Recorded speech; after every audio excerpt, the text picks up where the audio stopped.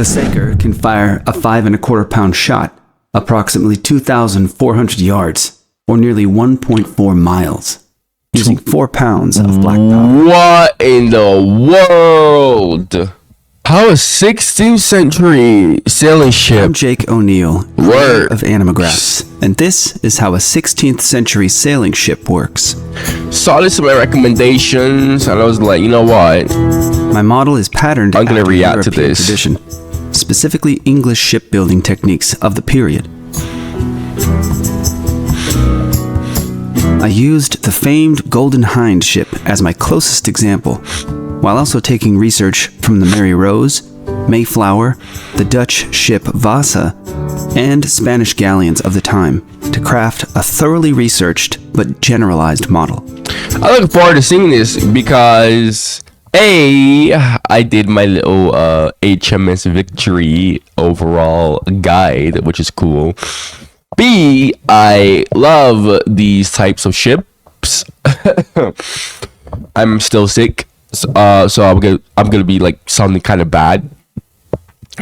But I do think these ships are extremely cool, so I look forward to learning about these ships. The Golden Hind is interesting not only because it was one of the earlier ships to sail around the world, but also because parts of its expedition were unofficially sanctioned piracy of Spanish galleons, at which it was wildly successful, bringing back the largest Spanish treasure captured to that date. These exploits happened between 1577 and 1580. This is the early age of sail, when ships began to cross the globe instead of merely following coastlines or crossing large internal bodies of water. Yeah, I want to I made see. another video about HMS Victory from 1765, which is closer to the other end of the age of sail. Laid side by side, you can I didn't see that one. I did the one by Epic History TV. start to appreciate how sailing ships changed as time progressed. That is, oh wow, look at the size difference on that. I thought that ship right there was big. To give you a basic Holy idea crap, for man. size, I've placed a modern light pickup truck on deck. Average English males Whoa. are 5 foot 6 inches tall in this time period, so I've sized our human model to suit. Wow. That is big. It's just that HMS Victory is huge. Now, let's get into the details. Starting, as all ships do, with the laying of the keel, which is the thick beam at the very bottom of the vessel that runs from the front or stem to the back or stern. Much of the structure is made of oak and some elm wood. To form long beams, shorter length timbers can be joined together, which we'll see in a moment. Crosspieces called floors are fastened in place across the keel and sandwiched on top by another beam called the keelson. Okay. The stem post at the front and the stern post at the back are attached to the structure. To show some examples of how all these pieces are joined, I've dissected the stem post into its individual timbers. How do they get the blueprints of this is my Special question. diagonally shaped cuts called scarf joints are made at the ends for a very strong bond. How do people come up with this stuff? Like, how did they get the idea? Like, and they know that this would work. Iron spikes or nails fasten these pieces tightly together. Timbers are either carved from trees of the desired shape or can be bent with various steam techniques. Timbers can be bent. What? With this, the first planks can Bending be added. tinder. Okay. No, Plank that's a boards first. are about 4 inches thick, in the range of 9 to 18 inches wide, and anywhere from 5 to 30 feet long. Iron nails are driven in at each end. Wooden spikes, called tree nails, are driven in at each frame in between. Now, the frame is extended with upward curving timbers, called the first futtocks. Sounds like buttocks. Interior planks enclose the Low frame. key. Curved riders further strengthen the structure. Why would he take away the music? It just sounds so blank Special now. planks, called thick stuff, at the bottom. Thick stuff. No, you gotta give it a better name than that. Breast Thick hooks stuff. fortify the bow. Ship construction continues upwards from here. Decks have a dense network of supporting timbers, all named. Heavy brackets called knees are visible at the sides. Standing knees point upwards. Hanging knees point down. And lodging knees lay sideways.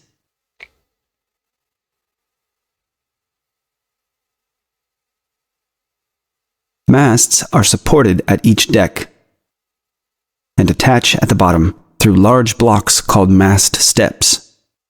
How long would this take to build, though? Is my question. The main mast is over 100 feet tall. That is tall. Look closer at the masts, sails, and so on. That is actually really tall. 100 feet. Woo.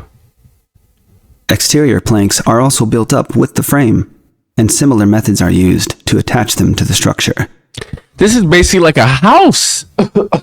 Literally a house. Gaps are sealed or caulked by jamming Or bits of old rope like in a between the piece, then covering it with floating hot melted apartment. pitch or tar made from tree sap to keep it from rotting.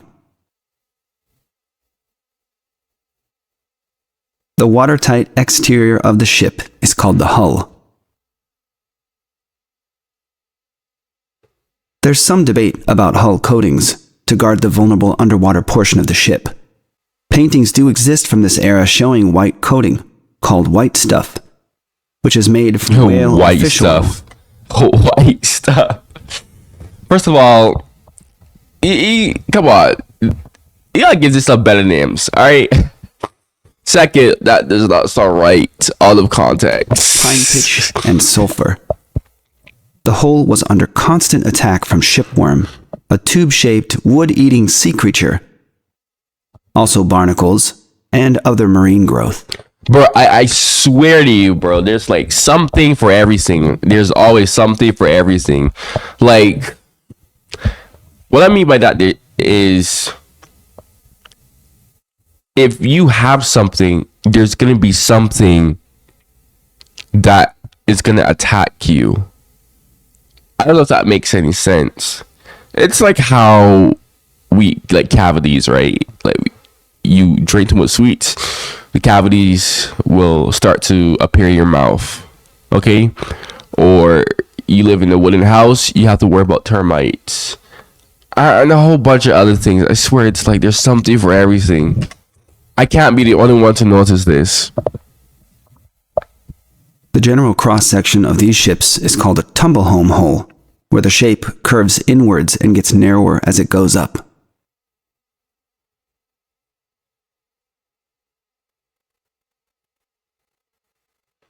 Now, having seen the frame and general structure of our ship, let's head back inside, starting with the lowermost compartment, called the hold. To keep the ship balanced upright, weight has to be added to offset the above water weight. This is called ballast. Our model has over 100 tons of ballast in the form of coastal rock material.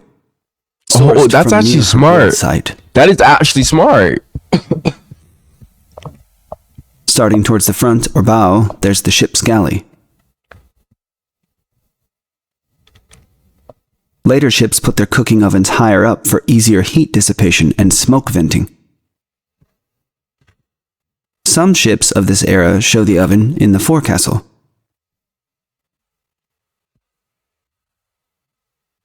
The oven is enclosed with brick, as fire was a constant concern. Yeah, obviously. I mean, why would you not choose brick? A large copper cauldron covers the top.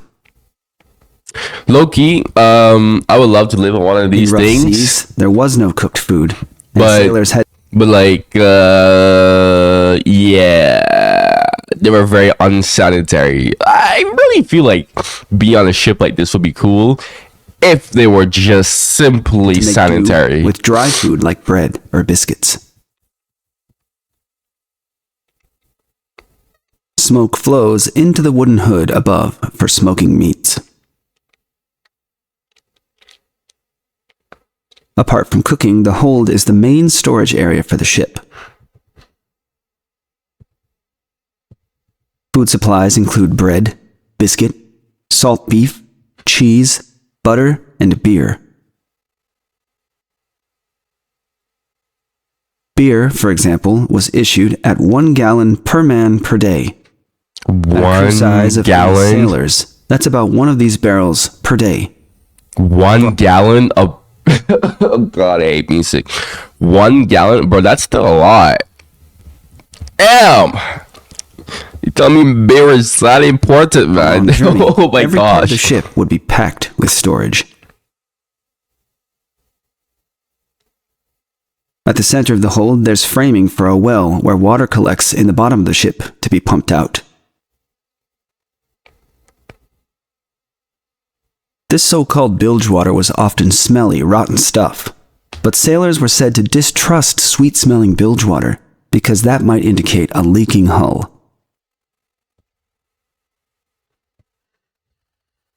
There's a locker here which holds shot for onboard cannons and other armaments. The idea is to keep such heavy items as low in the ship as possible. Makes sense, really and truly, because, well, if you're fighting, and this has actually always happened, frankly speaking, explosions would happen because the enemy would get a lucky shot. That actually makes a lot of sense. The hold is a dank, dark, claustrophobic place. A ship's lantern provides some light.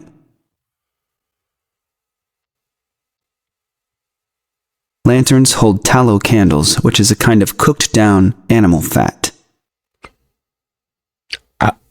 Animal oh, that's kind of Translucent material at the disgusting. sides is made from thin pounded animal horn or parchment. Bro, he should really add some music in the background. I don't know why he decided to remove the music for. Moving upwards, we enter the orlop deck, which overlaps the waterline.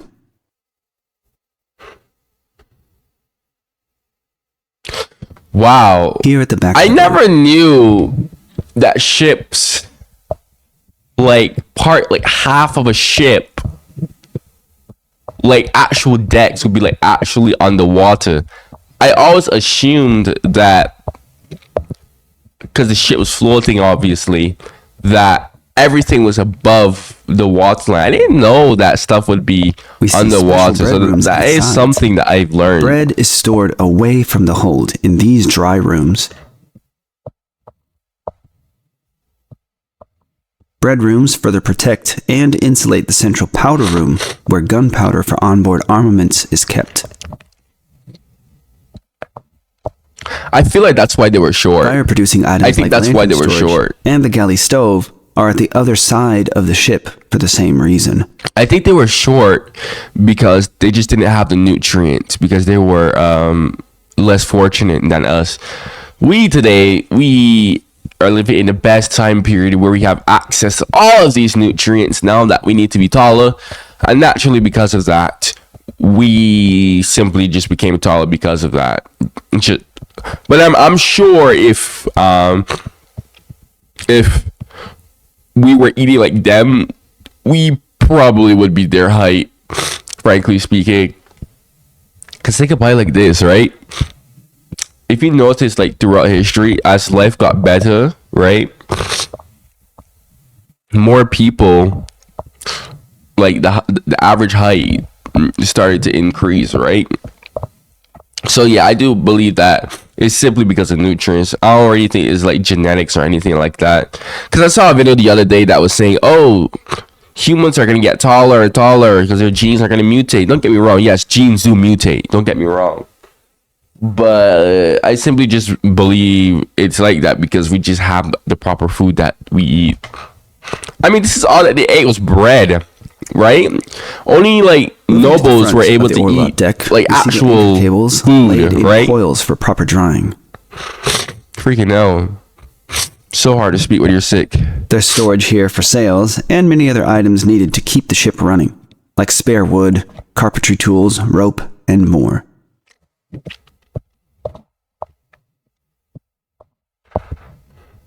Now let's head back up the ladder to the main deck, which is the first deck fully above the waterline. At the front, we see the very sturdy built bits, which hold the thick anchor cables in place when the anchor is deployed. Framing for the bits extends through decks below. The cables run the length of the deck to the capstan, and from here through central grates down into the hold. Just behind the main mast, there's an elm pump for pumping out bilge water. A hollowed-out elm trunk forms the outer pipe. Elm is preferred for its rot-resistant qualities. It's so freaking weird how like there's types of trees that have their own different unique wood like species or whatever. I don't even know. Yeah, it's just The pump that's brake cool though. handle has a long metal rod with a leather valve set up at its other end.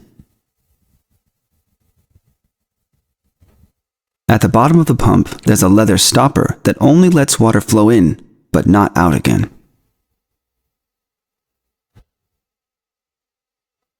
Foul water empties into troughs beneath deck planks, and out through blocks in the framing with holes that open to the sea.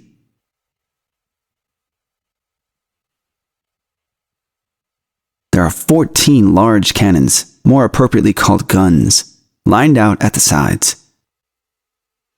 Wait, why is it more appropriately called guns? What? These are the Saker model. The barrel is 9.5 feet long,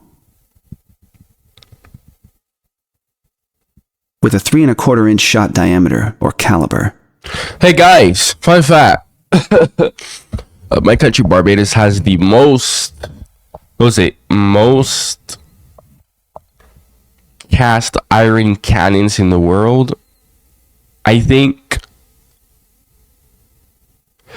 it's either cannonballs, these, or the actual cannons. I need to go check it out. I know that we have, I think it's like the most cast iron cannons in the world or something like that. I don't know.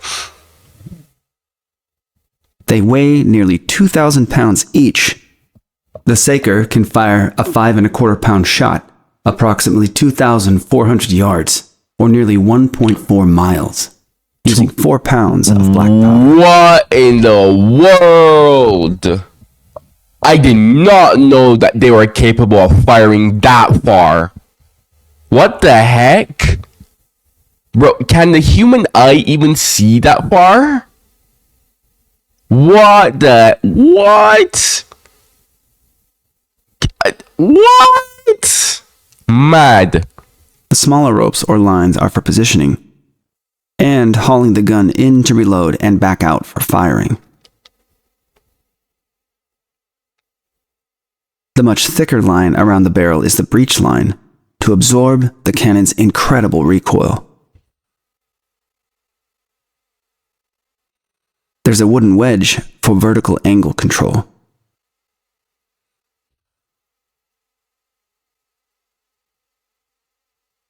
At the stern or back, there are 2 smaller Falcon model guns. These are 4 feet long, with a 2-inch caliber, and weigh between 2 to 400 pounds. They can fire a 1-pound shot around 1,667 yards, or nearly a mile, using ½ pound of gunpowder.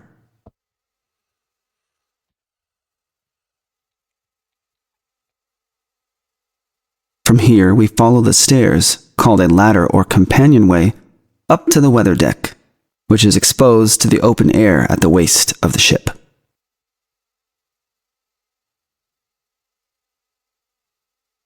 There are 2 more Falcon guns at the sides.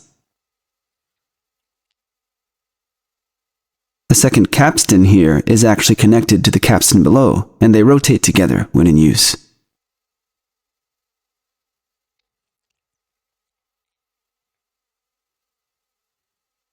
Moving aft, we arrive at the helm, where the ship is steered.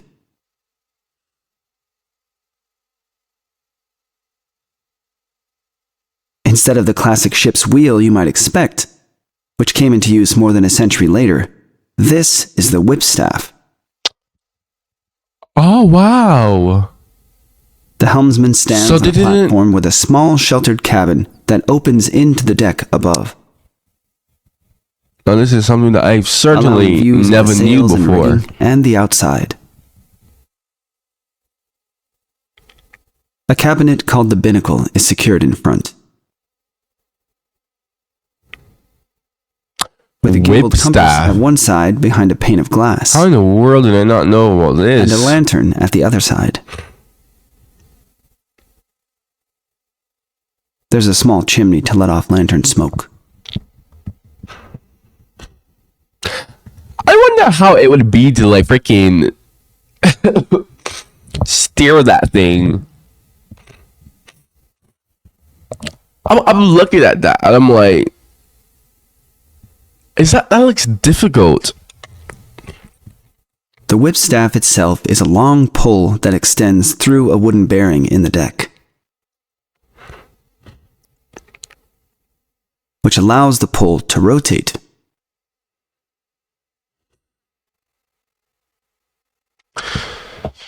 It's a smart idea. It's just the pole is attached to a long wooden arm that runs through the main deck below. I've never heard of this. With an arched beam for support. It's attached to the ship's rudder.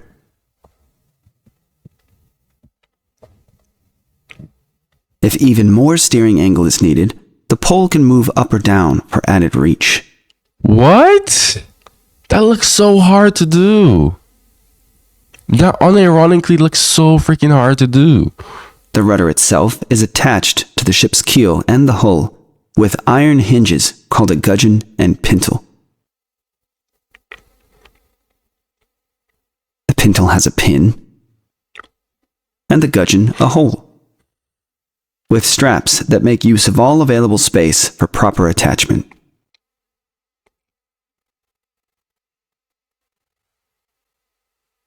Moving back to the weather deck, we continue aft into the great cabin, which is a congregating space for the captain and upper-ranking crew members.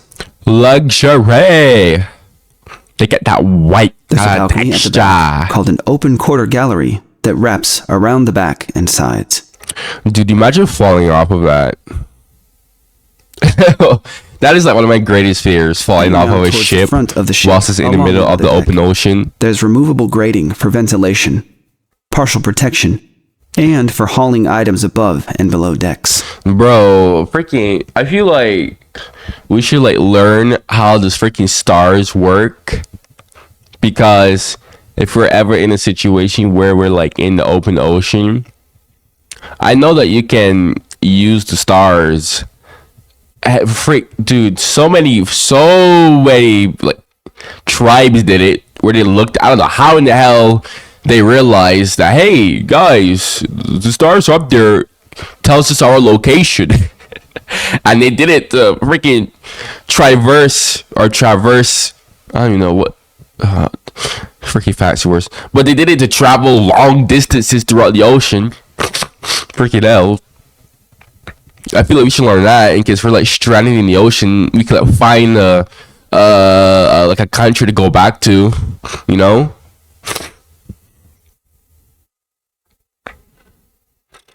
The ship's boat rests here.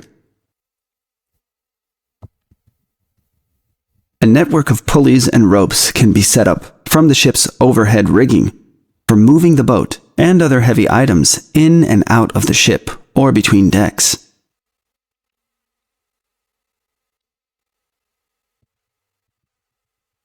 We travel through doors at the front into the forecastle. It didn't acquire its shortened forecastle name until later.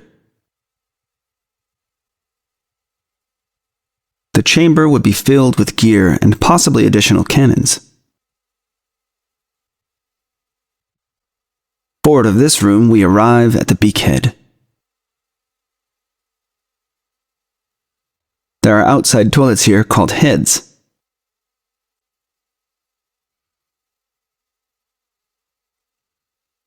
Let's continue upwards to other exposed decks above. The forecastle deck has 2 swivel guns. Those look cool. Those look which are loaded with a freaking removable cool. chamber. That looks so freaking awesome.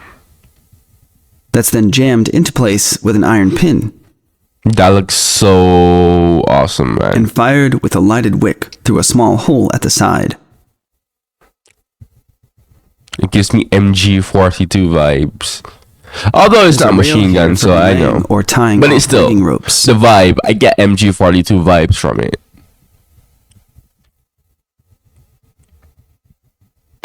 Your father. Heading aft, we arrive at the quarterdeck.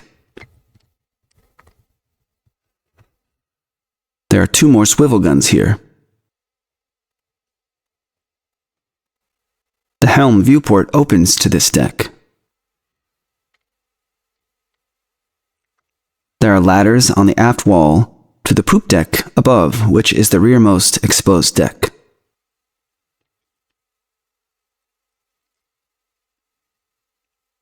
Below the poop deck, we see the captain's cabin,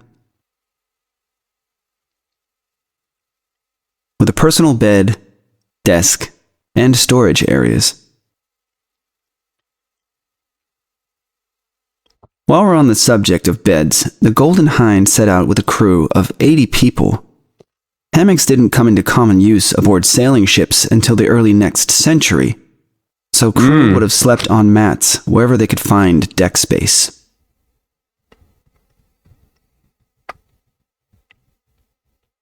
With a solid understanding of the ship's body, let's have a look at what makes her go. The masts, rigging, and sails. Yeah, I want to see how sails work. The ship has 3 masts. The foremast at the front, the mainmast in the middle, and the mizzenmast at the rear. How does this get a ship to go? There's also the bowsprit at the front, which extends from the main deck framing through the beakhead.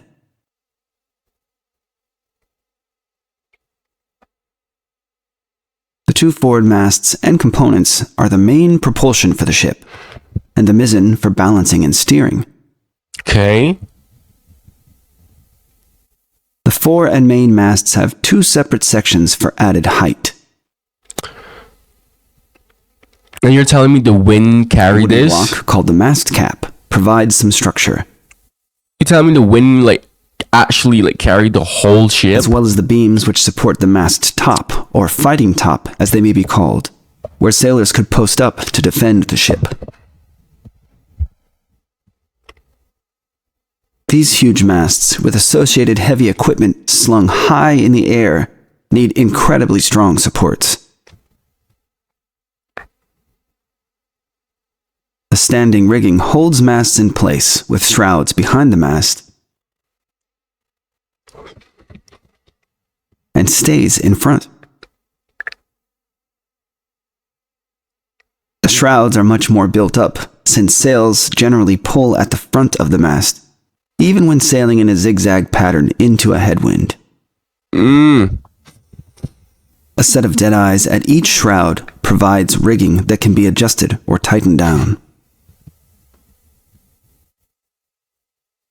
Metal components and a short section of chain links attach the lower deadeye to the hull. Sturdy chain wales or chain plates extend from the ship's sides to support the deadeyes.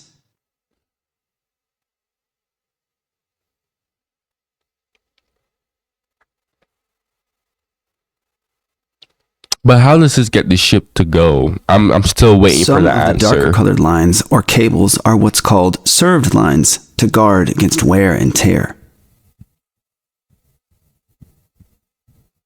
Smaller rope called worming is wound into the spiral gap. The fact that people thought of this Then is it's wrapped insane. in tarred canvas parceling.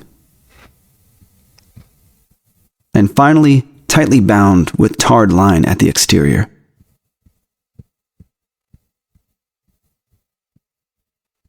Shrouds extend up and around the mast top. Sections of rope called rat lines are tied to the shrouds so sailors can climb up to work the sails. I could never climb that up. A second set of dead eyes Ever. and shrouds attached to a wooden bar here to secure the topmast, That looks so scary. which also Wait, has its own stay. wait, you gotta climb that? I'm not climbing that. No It thank runs you. through a pulley or block at the gosh. foremast Okay, oh gosh, I could never.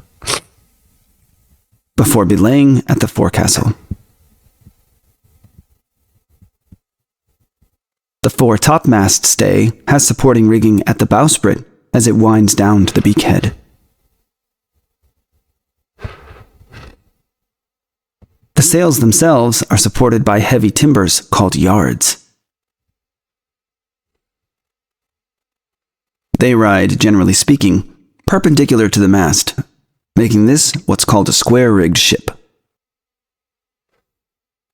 This is where we get into the running rigging, or rigging that's intended to move or adjust while underway. Foot ropes seen on later ships don't appear to be in common use at this time, so sailors either had to straddle the yard, or the yard could be raised and lowered to work on the rigging. Yards are far too heavy to be hoisted up by a single pulley and rope. Ties at the yard extend through fixed pulleys called sheaves in the mast. And down to a moving pulley or block. In this case, a block with multiple pulleys to make a block and tackle setup. With the knight below and its corresponding pulleys. Here's how it looks in action.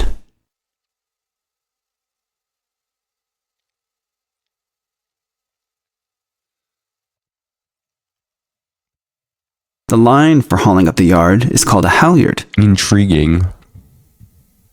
But my question was When never on use, the answered. halyard is tied up. My question was never answered. My question was, how did the ship move, right? I know the winds were a reason for that, but what I was more specifically asking was, were winds actually that powerful that they can move a whole ship, especially that size, like on its own? Like, was there something else that was making the ship move? Off or belayed to the knight. There's an extra sheave in the knight for a top rope, which helps hoist the top mast section up into place. Many of these components are removable, for instance, to ride out a heavy storm. Back to the yard, to keep the heavy timber in check when hauling up or down, it's tied to a set of wooden rolling beads that wrap around the mast. This is called a parrel. Arrow, okay. There are ropes at the sides called lifts. The ties at the center bring up the yard and secure it in place, and lifts keep it steady side to side. Also at each side, there are braces to control vertical yard rotation around the mast for positioning the sail.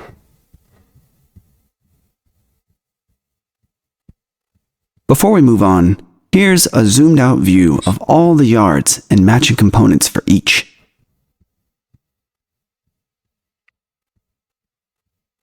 The mizzen yard's braces look a little different, but still perform the same relative function. Lifts, braces, ties, and halyards for the upper sails, called topsails, might run through blocks attached to stays before making it down to deck level.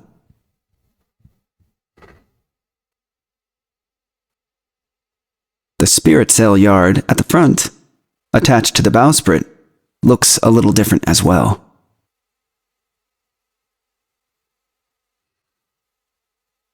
Having seen the running rigging for yard control, let's look at the sails.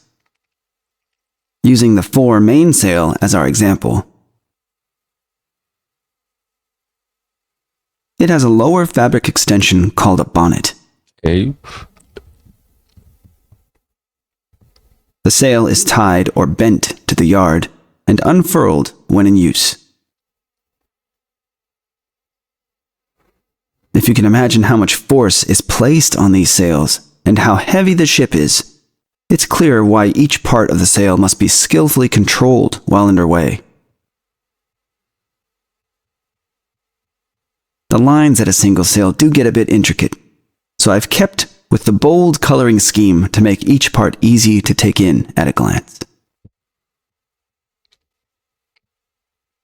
Clewlines at the corners, and bunt lines in the middle let the bottom of the sail down. The sheet line at the back, and the tack line at the front. Position the sail's bottom corner. Web-like lines called martinets keep sides in check, with bowlines extending forwards. How did they manage to put all of this on? I'm like These looking at particular all of sidelines this. have a simpler setup in later ship designs. But how did they Still, put all of this It's on? important that the sail keep its ideal shape when filling with wind and doesn't flap excessively.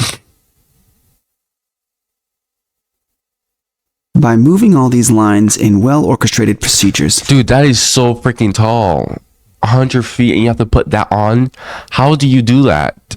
I would love to see someone building the something like sail this can to be show positioned us. around the mast. Because today we have like stuff that can elevate and do all that fancy stuff, but like they didn't have that stuff back then. So how did they get this high and put all this stuff in? Surely a lot of people would have had to die doing this.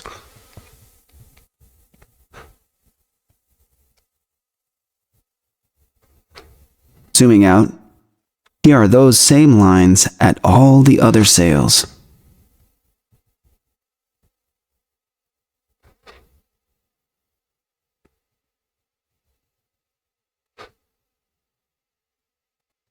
Notice how some lines from top sails run through blocks at lower sails on their way to the deck.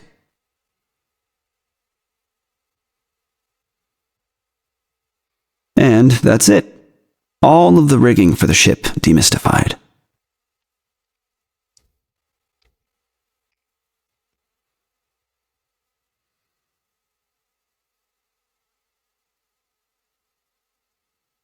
As you can imagine, the decks of these vessels were literally covered in coils of rope.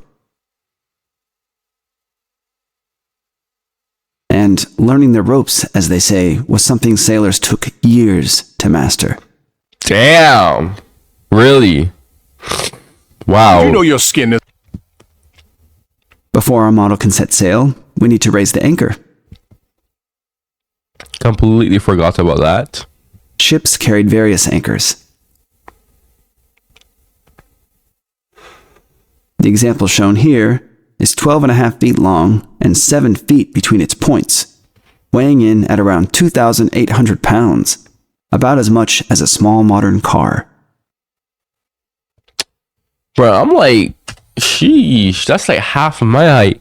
I'm like 6 feet, 6'1". I got a little growth spurt like just the other day, I noticed that I grew taller. I was like, what the heck? I thought I was done growing. Because I'm 19, so I don't know. I might be taller. I don't know. To haul the anchor back in, ships sail towards the anchor, which is marked with a floating anchor buoy that's stowed on deck once retrieved. As the ship sails towards the anchor, sailors turn the capstan, possibly from the deck above, to avoid having to step over the heavy anchor cables as the capstan turns. The removable capstan bars could accommodate many sailors on multiple decks if needed.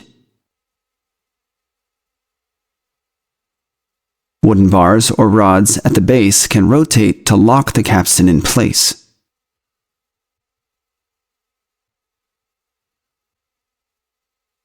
Once the anchor stock showed above the water, cables were lowered from a beam called the cathead Okay. and hooked on to the anchor ring. This cathead tackle brings the anchor up out of the water. A second portable tackle was laid over the side to fish the hanging end of the anchor up so it could be secured at the ship's side. Crane-like beams of this kind are called davits aboard sailing vessels, and this is the fish davit.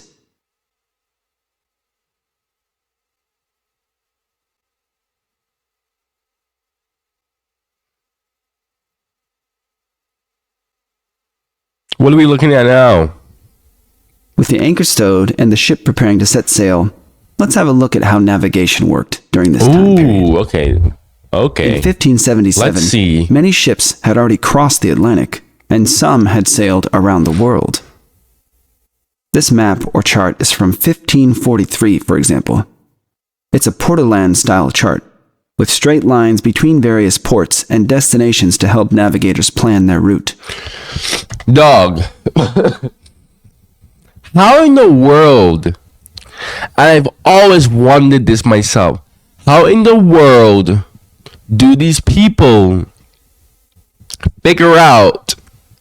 I mean, even though it's a bit inaccurate, it's still a little bit accurate. Look at this.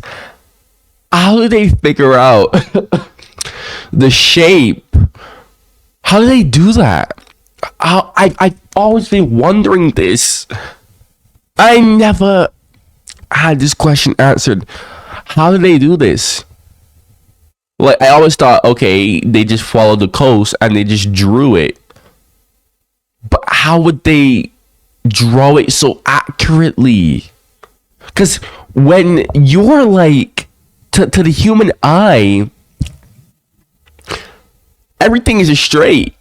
Even when you're like turning, like for example, right here along the Gold Coast, right here, you see by West Africa, you see that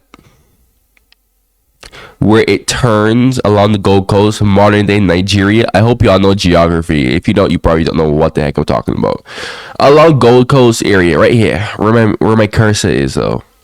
How do they figure out? Hey guys, we're turning. Oh, I gotta draw that. You know what I mean? Like, how would they even know? Because to the human eye, you will quite literally feel, unless there's a sharp turn right in front of you, that you're going straight. Frankly speaking, like I always wonder how they figure that out. The red blotches indicate rocks or other dangerous obstacles. Because of the way the Earth spins, determining north to south position or latitude is possible by tracking the position of celestial bodies in the sky, like the sun or certain stars. That's what I was These talking about objects trace earlier. reliable paths across the globe from our perspective at the surface. Navigators used various devices to track celestial objects. I've shown the astrolabe here. If you use the ocean horizon as the baseline, which never changes, you can measure how high in the sky objects should be at a known point, and compare the difference where you are to get north to south location. I still don't It took understand how two that people works. to operate. The observer ensures that the straight bar through the center of the device is aligned to the horizon, Horizon. That part makes sense. while the person holding the astrolabe rotates the dial or sighting vane until the chosen celestial object appears framed in the small hole as it peeks over the front sight piece. The observer takes the indicated angle from the dial. By modern standards, these readings aren't very accurate. The ship may be heaving to and fro, and since clocks or watches of the period didn't work well at sea, time of day was judged by sight. Many ships were lost, and navigators often had to go by visual reference points when approaching land. Oh, Complicate wow. things even more. In this time period, east to west position, or longitude, could not be found at sea in the same way. The Earth only rotates on one axis, so there's no way to get a reference point for external objects traveling east to west. Instead, navigators used a technique called dead or deduced reckoning, which means a calculated guess. If you know how fast you're going and in what direction using a compass, you can use the dividers with the distance scale on the map to walk along your travel path.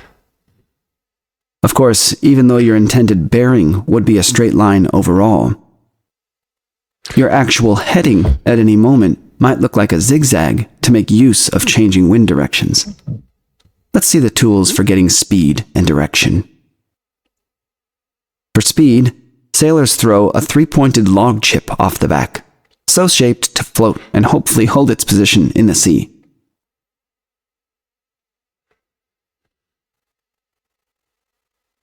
While knots at pre-tide intervals are counted as they slip over the edge. What the heck? I thought that was ants for a second.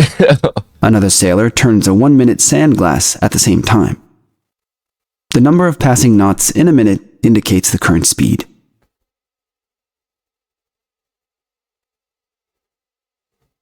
For direction, a gimbaled compass with a weight ensures the compass remains level and accurate despite the rolling ship movements. The compass card has a thin iron or steel piece beneath that's remagnetized by contact with a bit of natural magnetic iron ore. The assembly rides on a sharp pin extending from the bottom of the case.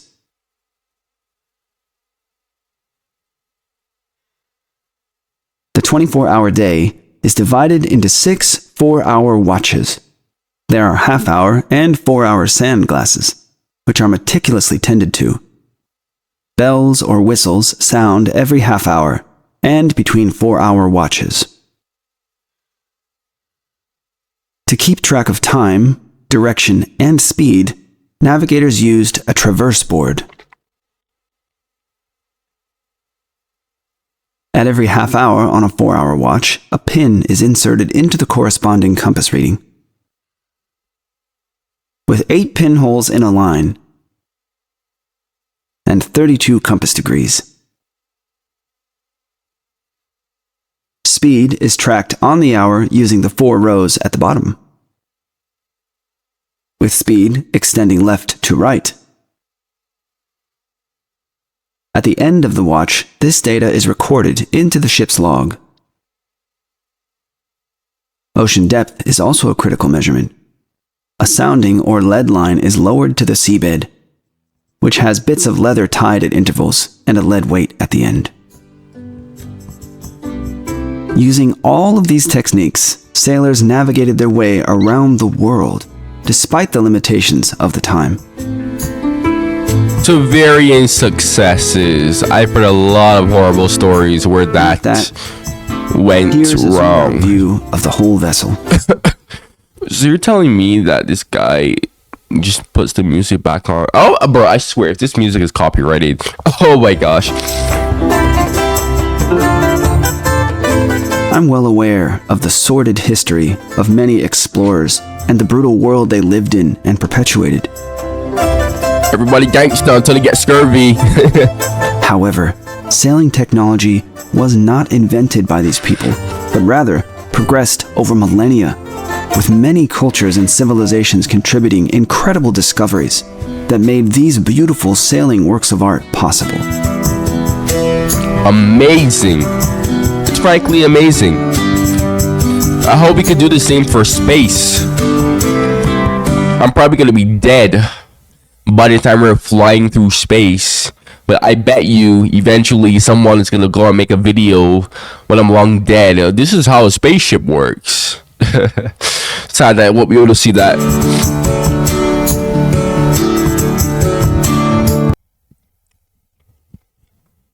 Go subscribe and like if you made it all the way here. Ooh. Thank you for watching. If you have anything to say, go comment it. And goodbye.